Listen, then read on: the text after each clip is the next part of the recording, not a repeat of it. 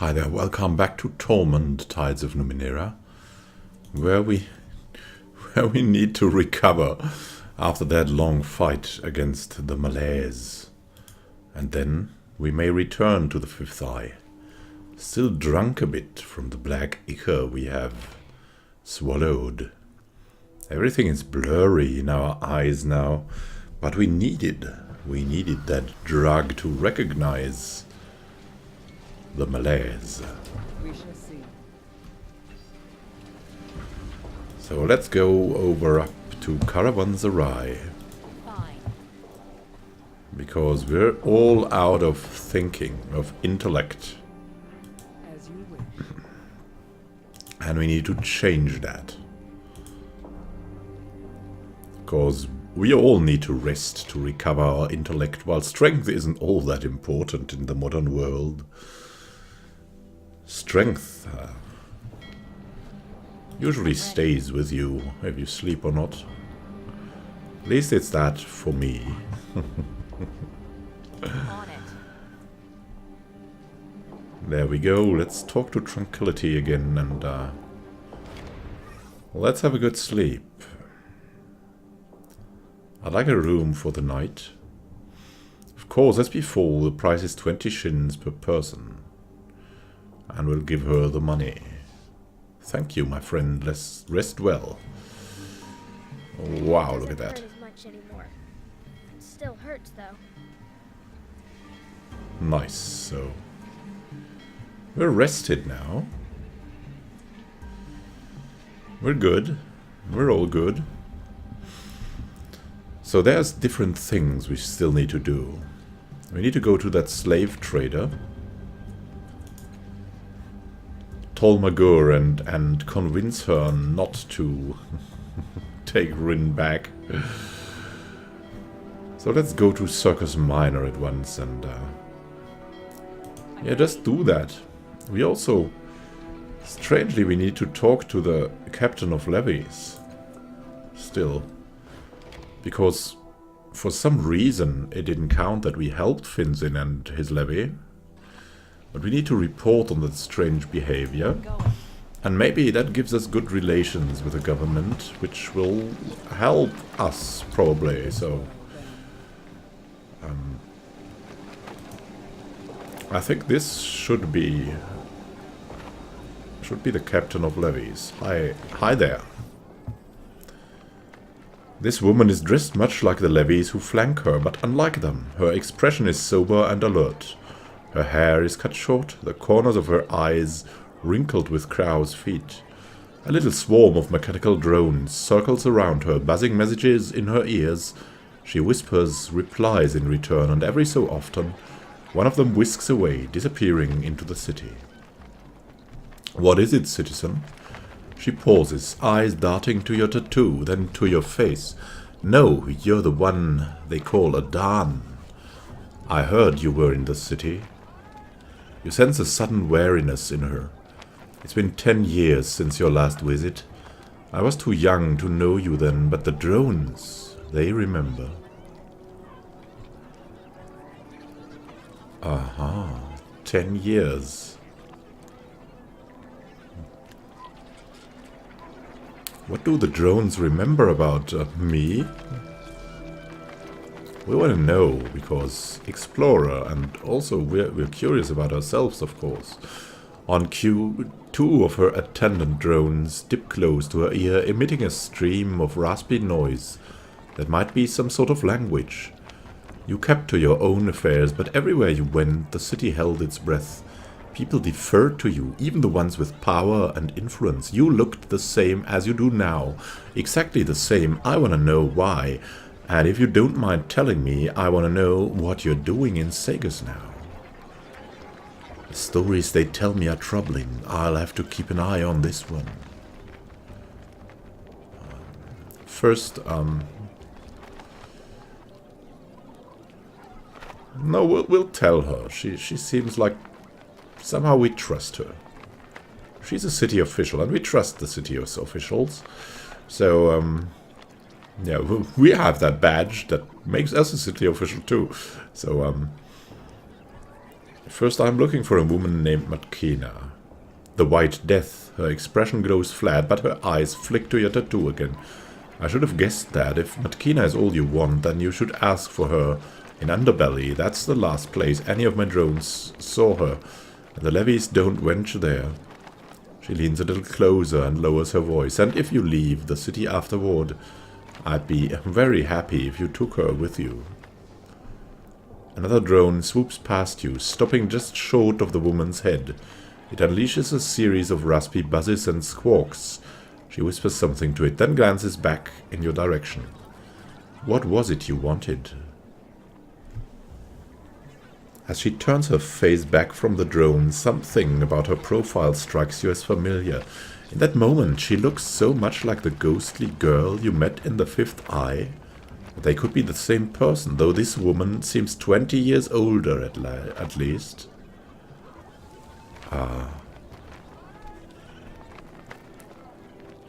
Who are you? Sigyn, Captain of Levies. I'm not a levy myself, but I command them. Or maybe we can ask about Finzin's levy now. What are levies? She gestures at the two burly, smiling men to her left and right. They look like identical twins. She should know, right? She's the captain. She should know everything about the levies, and we want to know. Soldiers in the council's service. They keep order in the city. Oh, I thought they were police, but they are soldiers. That's a difference. Her lips purse briefly, but she continues. Every citizen is required to raise a levy for the city's defense. The price is a year of their lives. Do your levies keep every district safe? No, she frowns. Underbelly lives under its own law. Cliff's Edge lives under no laws at all. And oh, there's much to find out from her. It's good that she's so talkative. Look at these drones. They're circling her like bumblebees. Like, ooh, and even the shadows are there. I love it. If the levies don't keep order in Underbelly, then who does? I mean, we weren't there, so we want to know. A man called Folsom. Her expression is unreadable. I don't know anything about him. Except that the council needs him, so he does whatever he likes. And why don't you send any levies to Cliff's Edge? I mean, we've met a levy there. A lot of homes have been collapsing, and the city hasn't been able to help. The tone is cautiously neutral. The council believes that the presence of levies could incite them to violence. Scan thought it's the Memovira. The council's giving her free rein outside the bloom as well. We have to find out about these Memovira. Are they the true masters of this city? The Memovira looks... I mean, it sounds like it could be a virus for the memory or something. These dangerous memes. What dangerous memes do you know? Well, how are levies raised? Anyone who lives in the city can become a citizen at 16 years of age, or the equivalent, if they are not human. There's only one requirement. They step into a machine at the Order of Truth, and it takes away a year of the citizen's life. Uses that year to create a levy. She lowers her voice, seemingly for the benefit of the levies standing beside her. That 1 year's all the levy gets. When it's over, they die. They seem awfully happy, the levies. A smile and a pleasant demeanor could have 100 explanations, yet this whole city is fooled by them. She shakes her head. I know the levies better than anyone, so the truth is plain to me. Though I'd be lying if I claimed to truly understand them. Scan thoughts. If I only had a year to live that wasn't my own, I wouldn't be happy either. Are you sure they aren't happy? They only seem so. Her face is flat, unreadable. They are not. I've got other questions. What were you saying to these drones? Not that we don't trust you, but they carry my orders to levies all over the city, and they bring reports from the levies back to me. She reaches out a hand, and one of the drones buzzes something unintelligible. A few years ago, the Eon priests found them buried underground and brought them back to life. I learned their language, so our conversations are safe from prying ears. Do you also want to have these drones? I mean, we have a lot of drones flying around in recent years. Is that true that it could be working?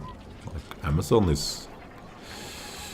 Would you like to have drones flying around like that?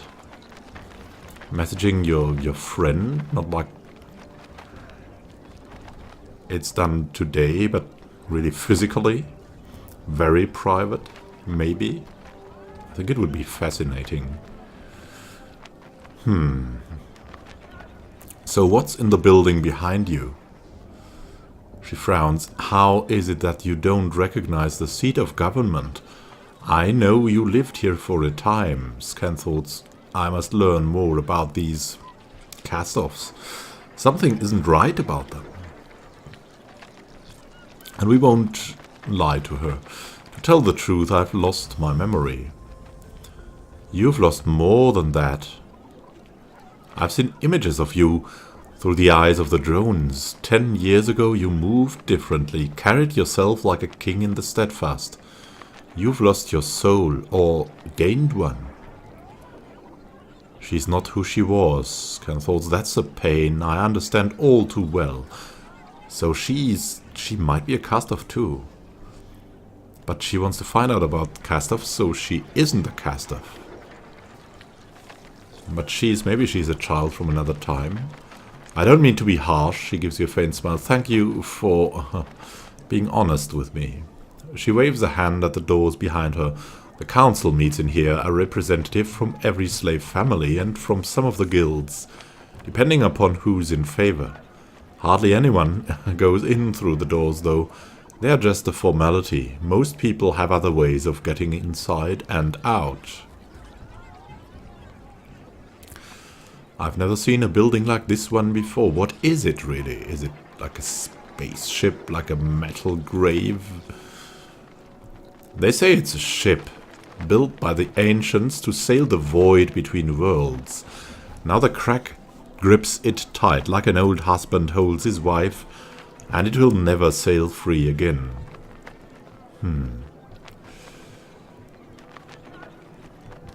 So, let's get back to Matkina. We want to find out more about her. You don't like her?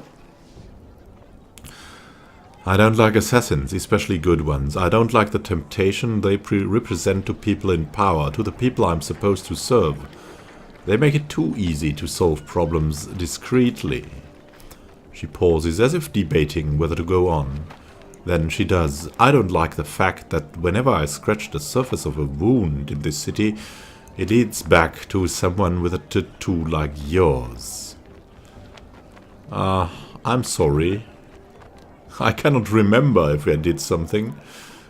And now, you look a lot like someone I met in the Fifth Eye.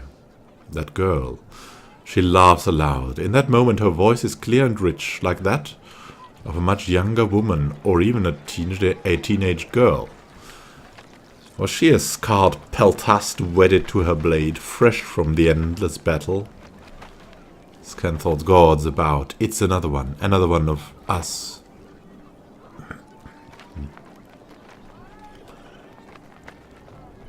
Actually she was young, with a chorus of whispering voices all around her. Sigyn's face goes pale. Then I know who she was. She was the woman who haunted me when I was a girl. The woman I was supposed to become. And now she's on that other woman, loss of self. For as long as I can remember, I felt as though this other woman was taking shape inside me.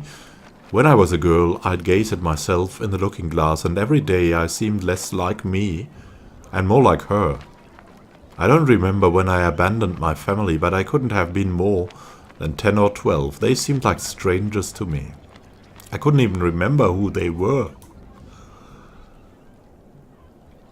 I started hearing stories about other girls like me, older girls, younger girls. I sought them out, learned everything I could. All the ones I met went mad, and they never survived past their 20th year.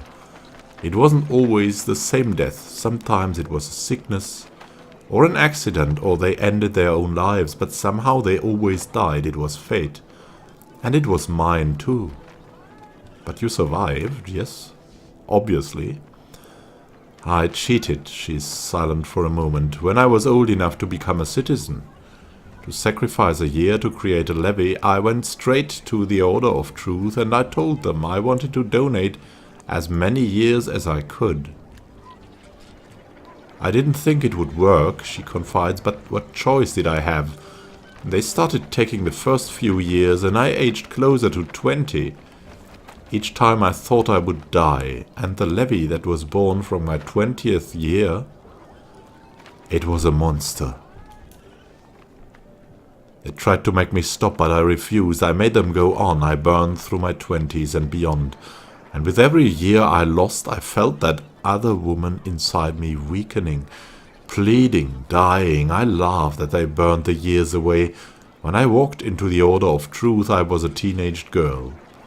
When I walked out a few hours later, I was a middle-aged woman, but I was free. That's really crazy and cruel. About that monster, I mean, we're of course interested in that. It was death, not death the way it's personified in stories, but death like it really is. A bloated thing with festering sores, vomiting blood and pus, and excrement from every orifice. Even the Aeon priests were terrified. They burned it to a pile of ash. How long has this been happening to women in the city? Centuries, I think. The earliest reference I could find was around the time of Chila. But it probably goes back even further. There was an Aeon priest about 80 years ago. He thought he'd make a name for himself by discovering the cause. He found that it only affects women in Sagas, never in outlying villages. He thought it might be caused by some kind of Numenera underneath the city, but he was never able to prove anything. Alright, a Neon priest. So how old are you really? 22. That's why I was too young to remember you when you were here last. I was a 12-year-old girl, a runaway, half-mad and living in the streets. Like Rin? Let's talk about something else. I'm glad I finally told someone. Easier to tell a stranger such things, perhaps? Ah, more questions about the levies, maybe? No. Well, farewell. Farewell to you, whoever you really are. Well, we are a Castoff and we don't know who we are. What we do know is next time we'll try to resolve the matter of Rin and the slave master. And we will not give Rin away. So let's see how we can do that. Thank you for watching and listening. Happy gaming to you. This is Immanuel signing out.